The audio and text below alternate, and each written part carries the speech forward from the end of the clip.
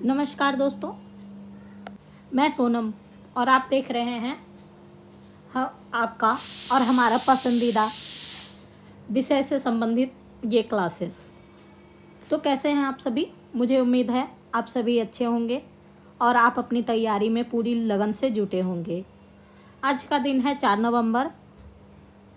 हम लेकर आए हैं आज आपके लिए आज की सबसे ज़रूरी करंट अफेयर्स, जो न सिर्फ आपको दुनिया की खबरों से अपडेट रखेंगे बल्कि आने वाली परीक्षाओं के लिए भी महत्वपूर्ण साबित होंगे। तो बिना देरी किए हुए चलिए शुरू करते हैं आज के करंट अफेयर्स की क्लासेस।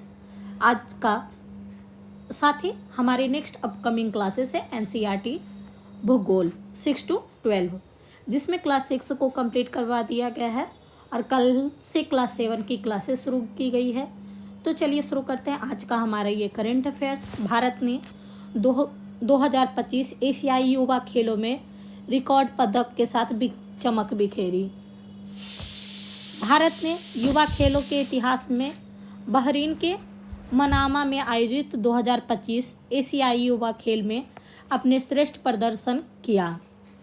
भारतीय दल ने कुल 48 पदक जीतकर अब तक का नया रिकॉर्ड बनाया। इस शानदार प्रदर्शनी के साथ भारत ने डकार में 2026 युवा ओलंपिक खेल के लिए कई स्पर्धाओं में क्वालिफिकेशन स्लॉट्स भी सुनिश्चित किए। 222 सदस्यीय भारतीय दल ने कबड्डी, मुक्केबाजी, रेसलिंग, एथलेटिक्स, वेटलिफ्टिंग जैसे खेलों में दमदार प्रदर्शन किया और एशियाई मंच पर भारत की उद्यमिता शक्ति का प्रदर्शन किया। नेक्स्ट है, खुशी ने लड़कियों के कुसार में भारत का पहला पदक जीता। रंजना यादव ने महिला 5000 मीटर वॉक में रजत पदक जीतकर भारत का पहला एथलेटिक्स पदक जीता। महिलाओं की कबड्डी टीम ने ईरान को हराकर भारत का पहला स्वर्ण पदक दिलाया। प्रीति अस्मिता भोई ने 44 केजी क्लीन एंड जर्क में विश्व युवा रिकॉर्ड बनाते हुए व्यक्तिगत स्वर्ण पदक जीता। और अंतिम दिन भारत ने 15 पदक जीते, जिसमें 7 स्वर्ण शामिल थे, 4 मुक्केबाजी और 3 रेसलिंग में। स्थिर तथ्य कार्यक्रम 2025 एशियाई युवा खेल मेजबान देश बहरीन आयोजित तिथि अक्टूबर 2025। भारतीय दल 222 खिलाड़ी, कुल पदक 48, मुख्य खेल मुक्केबाजी, बीच रेसलिंग, वेटलिफ्टिंग, कबड्डी। अगला प्रमुख आयोजन युवा ओलंपिक 2026 डकार में।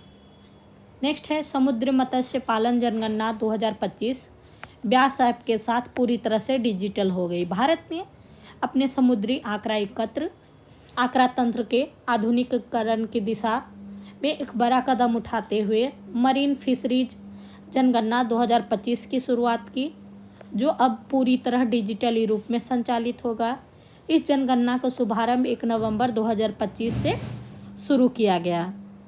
स्मार्ट जनगणना स्मार्ट मत्स्य पालन के नारे के साथ यह भारत की 5वीं समुद्री मत्स्य जनगणना है और पहली बार यह पूरी तरह डिजिटल प्लेटफॉर्म्स के माध्यम से आयोजित की जा रही है। इसके तथ्य हैं, जनगणना का नाम मरीन फिशरीज जनगणना 2025, प्रारंभिक तिथि 1 नवंबर 2025 से और जनगणना की अवधि 3 नवंबर से 18 दिसंबर 2025 तक 45 दिनों का होगा। कवरेज 12 लाख मत्स्य परिवार को 13 तटीय राज्य केंद्र शासित प्लस अंडमान निकोबार और लक्षद्वीप समूह। नारा स्मार्ट जनगणना स्मार्ट मत्स्य पालन एप्स व्यास नव व्यास भारत। नेक्स्ट है, ईपीएफओ ने कर्मचारी नामांकन योजना 2025 की शुरुआत की। तो आइए हम जानते हैं कर्मचारी नामांकन योजना क्या है।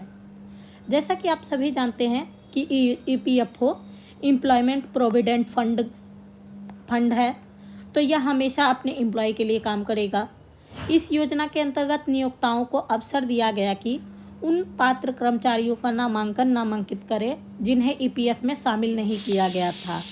यदि कर्मचारियों का अंश पहले नहीं काटा गया तो उसका भुगतान करने में छूट दी जाएगी। योजना का नाम कर्मचारी नामांकन योजना 2025। घोषणा डॉक्टर मनसुख मांडविया, केंद्रीय श्रम और रोजगार मंत्री। घोषणा की तिथि 1 नवंबर 2025। प्रभावी 1 नवंबर 2025 से 26 तक। पात्रता अवधि 1 जुलाई 2017 से 31 अक्टूबर 2025 तक। कर्मचारी अंशदान यदि पहले नहीं काटा गया तो माफ।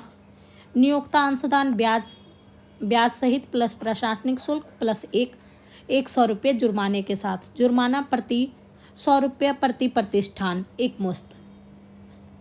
आयुष्मान भारत कैसे बनी दुनिया की नंबर 1 स्वास्थ्य योजना। भारत की प्रमुख स्वास्थ्य बीमा योजना आयुष्मान भारत जन आरोग्य योजना अब दुनिया की सबसे बड़ी सार्वजनिक स्वास्थ्य योजना बन गई है।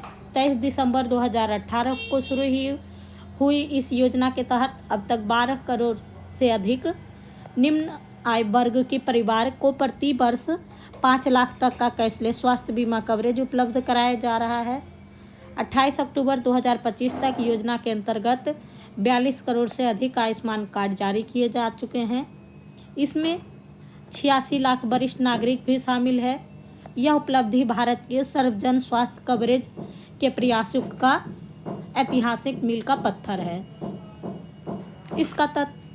इस योजना का नाम आयुष्मान भारत प्रधानमंत्री जन आरोग्य योजना। शुरुआत की तिथि 23 नवंबर 2018। कवरेज 5 लाख प्रति परिवार प्रति वर्ष। पात्रता परिवार 12 करोड़ से अधिक। सूचीबद्ध अस्पताल 33,000। कार्ड जारी 42 करोड़ से अधिक। घोषणा की तिथि अक्टूबर 2025 में अक्टूबर 2025 में विश्व की सबसे बड़ी सार्वजनिक स्वास्थ्य योजना बन गई है। नेक्स्ट है आर्य समाज के 150 वर्ष पूरे हुए। वर्ष 2025 में भारत ने आर्य समाज की 150वीं जयंती वर्षगांठ मनाई। इसकी स्थापना स्वामी दयानंद सरस्वती द्वारा 1875 में एक शक्तिशाली सामाजिक धार्मिक सुधार आंदोलन के रूप में किया गया। प्रधानमंत्री मोदी ने इस अवसर पर पीएम मोदी ने नई दिल्ली में आयोजित अंतर्राष्ट्रीय आर्य महासम्मेलन को संबोधित किया। भारत के धार्मिक, सामाजिक और शैक्षणिक पुनर्जागरण में आर्य समाज की महत्वपूर्ण भूमिका को रेखांकित किया। आर्य समाज की स्थापना 1875 बम्बई में हुआ था और 1877 में लाहौर में औपचारिक रूप से इसका स्थापना किया गया। यह आंदोलन स्वामी दयानंद सरस्वती के उस मिशन से निकाला गया जो समाज को वेदों की मूल शिक्षाओं की ओर लौटना था। इसके मुख्य सिद्धांत था वेदों की ओर लौटो, सत्य, तर्क और एकेश्वरवाद पर आधारित जीवन। सूत्र कृबंतो विश्वमार्यम, आओ हम विश्व को श्रेष्ठ बनाएं। 10 सिद्धांत सत्य की खोज, नैतिक आचरण, मानवता और विश्व बंधुत्व का प्रचार। इसकी स्थापना स्वामी दयानंद सरस्वती ने की 1875 में बॉम्बे में, औपचारिक स्थापना 1877 लाहौर में। इसका सूत्र था आओ हम संसार को श्रेष्ठ बनाएं, नारा वेदों की ओर लौटे और प्रमुख संस्थान है DAV स्कूल गुरुकुल कांगरी। प्रमुख अनुयायी लाला लाजपत राय और भगत सिंह थे। नेक्स्ट है vice admiral B Shiv Kumar ने मटेरियल प्रमुख का कार्यभार संभाला। नियुक्ति की तिथि 1 नवंबर 2025। कमीशन की तिथि 1 जुलाई 1987। सेवावधि 38 वर्ष से अधिक। शैक्षणिक संस्थान IIT चेन्नई, उस्मानिया विश्वविद्यालय, मद्रास विश्वविद्यालय और NDC। मुख्य भूमिका controller of worship production, director general naval project seaward. पुरस्कार ABMS और VMS। नेक्स्ट है IBM AICTI ने भारत में AI लैब शुरू करने का समझौता किया। भारत में तकनीकी शिक्षा को नए युग को लाने की दिशा में अहम कदम उठाते हुए अखिल भारतीय तकनीकी शिक्षा परिषद ने IBM के साथ साझेदारी कर अपने मुख्यालय में एक अत्याधुनिक कृत्रिम बुद्धिमत्ता प्रयोगशाला स्थापित करने की घोषणा की है। यह पहल देश भर की तकनीकी संस्थानों में AI, डेटा साइंस, अगली पीढ़ी की प्रौद्योगिकी में छात्र और शिक्षकों को प्रशिक्षित करने के उद्देश्य से शुरू किया गया, जिसमें भारत को भविष्य के लिए तैयार डिजिटल कार्यबल बनाने की दिशा में मजबूती मिलेगी। इसका स्थिर तथ्य है, पहल का नाम है AI लैब। शुरू करने वाला AICTE और IBM। उद्देश्य AI डेटा साइंस, अगली पीढ़ी की तकनीक में छात्रों और शिक्षकों को प्रशिक्षित करना। मुख्य गतिविधियां मास्टर ट्रेनर विकास, वर्कशॉप, हैकाथन और पाठ्यक्रम सहायता और प्रमाणन। रणनीति से संबंध राष्ट्रीय शिक्षा नीति 2020, राष्ट्रीय AI नीति और IBM की वैश्विक शिक्षा पहल। केन विलियमसन ने T20 अंतर्राष्ट्रीय से संन्यास लिया। न्यूजीलैंड के दिग्गज बल्लेबाज और पूर्व कप्तान केन विलियमसन ने 2 नवंबर 2025 को T20 अंतर्राष्ट्रीय मैच से तत्काल प्रभाव से संन्यास की घोषणा की। यह निर्णय उन्होंने वेस्ट इंडीज के खिलाफ 5 मैचों में घरेलू श्रृंखला से ठीक पहले लिया, जिससे उनके 14 वर्षीय T20 अंतर्राष्ट्रीय कैरियर का समापन हुआ। अस्थायी तथ्य नाम के केन विलियमसन T20 आई संन्यास तिथि, कुल मैच 193 मैच, कुल रन 2575, औसत 33, अर्धशतक 18, सर्वाधिक स्कोर 75। नेक्स्ट है स्वच्छता सर्वेक्षण 2025। मदुरै भारत का सबसे गंदे शहरों की सूची में ऊपर। इस वर्ष 2025 की रिपोर्ट में मदुरै को भारत का सबसे गंदा शहर घोषित किया गया। इसके बाद लुधियाना, चेन्नई, रांची और बेंगलुरु का स्थान है। स्वच्छता सर्वेक्षण क्या है? स्वच्छता सर्वेक्षण एक वार्षिक स्वच्छता सर्वेक्षण है जिसे आवास और शहरी कार्य मंत्रालय द्वारा स्वच्छ भारत मिशन के तहत आयोजित किया जाता है। यह भारत के शहर का मूल्यांकन निम्न मानकों पर करता है: ठोस अपशिष्ट प्रबंधन, नागरिक प्रतिक्रिया, स्वच्छ और स्वस्थ स्तर, नवाचार एवं सर्वोत्तम प्रथा। सर्वेक्षण का नाम स्वच्छ सर्वेक्षण 2025। जारीकर्ता आवास और शहरी कार्य मंत्रालय। मिशन स्वच्छ भारत मिशन शहरी, सर्वाधिक गंदा शहर मदुरै। स्लोगन स्वच्छ शहर स्वस्थ नागरिक। कुल शामिल शहर 4000 से अधिक। उद्देश्य स्वच्छता में प्रतिस्पर्धा, नवाचार और नागरिक भागीदारी को बढ़ावा देना। नेक्स्ट है SBI विशेष श्रेणी के ग्राहक के रूप में इंडिया बुलियन एक्सचेंज में शामिल। SBI ने 1 नवंबर 2025 को इंडिया इंटरनेशनल बुलियन एक्सचेंज पर स्पेशल कैटेगरी क्लाइंट के रूप में अपना पहला गोल्ड ट्रेड पूरा किया। यह कदम भारत में स्वर्ण आयात और व्यापार प्रणाली का पुनर्परिभाषित करने वाला साबित होगा, विशेष रूप से MSME आभूषण उद्योग के लिए। इंडिया बुलियन एक्सचेंज क्या है? IIBMX भारत को एक वैश्विक बुलियन ट्रेडिंग हब बनाने के उद्देश्य से स्थापित किया गया था। यह गुजरात के गिफ्ट सिटी में स्थित है और स्वर्ण आयात और व्यापार के लिए केंद्रीकृत और पारदर्शी मंच है। इसका उद्देश्य पारंपरिक अपारदर्शी आयात चैनलों पर निर्भरता घटाना। इसके मुख्य कार्य हैं योग्य जेलर्स को प्रत्यक्ष स्वर्ण आयात की सुविधा, मूल्य खोज और क्लियरिंग प्रक्रिया में दक्षता, कम लागत और बेहतर नियामक निगरानी। नेक्स्ट है रूस ने खाबरोव्स्क पनडुब्बी और पोसाइडन ड्रोन के लिए वाहक पोत का प्रक्षेपण किया। रूस ने 1-2 नवंबर को परमाणु संचालित पनडुब्बी खाबारोव्स्क का जलावतरण किया, जो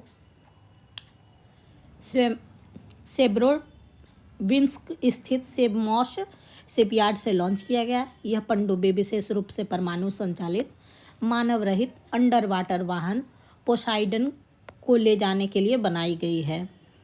नाम खाबारोव्स्क। लॉन्च की तिथि 1-2 नवंबर। शिपयार्ड सेवमॉश सेब्रोविंस्क रूस में। Design Rubin central design bureau of marine engineering limited. प्रमुख पेलोड अंडर वाटर हथियार और रोबोटिक प्रणाली। पोसोइडन UUV का प्राथमिक कैरियर। पोसोइडन की विशेषता परमाणु संचालित, उच्च गति, गहराई में संचालन योग्य, अंतर महाद्वीपीय रेंज। नेक्स्ट है चीन ने परमाणु ऊर्जा के क्षेत्र में ऐतिहासिक उपलब्धि हासिल करते हुए चीन ने पहली बार थोरियम से यूरेनियम ईंधन रूपांतरण को एक थोरियम मोल्टन सॉल्ट रिएक्टर के भीतर सफलतापूर्वक संपन्न किया, जो विश्व का एकमात्र संचालित रिएक्टर है। 3 नवंबर 2025 को घोषित यह सफल चौथी पीढ़ी के परमाणु तकनीक विकास में महत्वपूर्ण मील का पत्थर है, जो भविष्य के लिए अधिक सुरक्षित, दक्ष और स्वच्छ ऊर्जा उत्पादन की दिशा में मार्ग प्रशस्त करती है। थोरियम मोल्टन सॉल्ट रिएक्टर एक उन्नत परमाणु ऊर्जा प्रणाली है जिसमें शीतलक के रूप में पानी की जगह पे पिघला हुआ नमक का प्रयोग होता है और ईंधन के रूप में थोरियम प्रयुक्त किया जाता है। उच्च तापमान वाले नमक मिश्रण से यह प्रणाली अधिक ऊर्जा दक्ष और स्वाभाविक सुरक्षा प्रदान करती है। नेक्स्ट है, भारत में अपना पहला राजदूत नियुक्त करेगा तालिबान। 1 अगस्त 2021 में तालिबान की सत्ता में वापसी के बाद पहली बार अफगानिस्तान भारत में अपना पहला आधिकारिक राजनयिक नियुक्त करने जा रहा है, जो दोनों देशों के बीच भारत तालिबान कूटनीतिक संबंधों में महत्वपूर्ण भले ही अनौपचारिक कदम माना जा रहा है। यह निर्णय अफगानिस्तान के कार्यवाहक विदेश मंत्री आमिर खान मुत्ताकी की अक्टूबर 2025 में नई दिल्ली यात्रा के बाद आया, जिससे दोनों पक्षों के बीच सावधानीपूर्वक बढ़ते संबंधों का संकेत मिलता है। ओपन एआई और अमेजन ने 38 अरब डॉलर समझौता किया। यह एक बहुविषयीय राजनीतिक साझेदारी है जिसमें AWS ओपन एआई को आवश्यक कंप्यूटिंग शक्ति प्रदान करेगा। मुख्य तत्व 38 अरब डॉलर का निवेश मूल्य, जिसका प्रारंभिक कार्यान्वयन पहले ही शुरू हो चुका है। पहले प्रदर्शन वाले नेविदा GPU क्लस्टर, जो बड़े भाषाओं के प्रशिक्षण के लिए आवश्यक है। 10 लाख CPU तक विस्तार, ताकि ChatGPT जैसे अनुप्रयोग वास्तविक स्तर पर तेजी से चल सके और पुनर्परिनियोजन का लक्ष्य 2026 के अंत तक, साथ ही 2027 और आगे विस्तार की संभावना है। तो हमारा इम्पोर्टेंट करंट अफेयर्स यहीं पे समाप्त होता है। कल हम फिर मिलेंगे, कल की महत्वपूर्ण खबरें और इम्पोर्टेंट करंट अफेयर्स के साथ। तब तक के लिए पढ़ते रहे, आगे बढ़ते रहे, स्वस्थ रहे, मस्त रहे।